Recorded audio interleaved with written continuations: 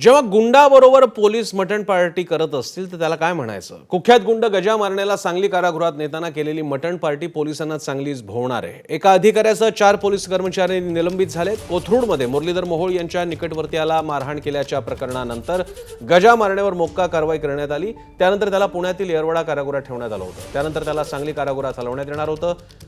तिथल्या मार्गावर कणसे धाब्यावर पोलिसांनी मटण पार्टी केली होती। पोलीस आयुक्त अमितेश कुमार यांना याची माहिती मिळाल्यानंतर त्यांनी सीसीटीव्ही चेक केले, त्यावेळी हा सगळा प्रकार समोर आला। सोबतच गजा मारण्याला भेटायला 2 फॉर्च्युनर आणि एका थार गाडीतून भेटायला आलेल्या तिघांवर देखील गुन्हा दाखल झाला आहे। गुंड गजा मारण्यावर कोणकोणते आणि किती गुन्हे दाखल आहेत पाहूयात ग्राफिक्सद्वारे।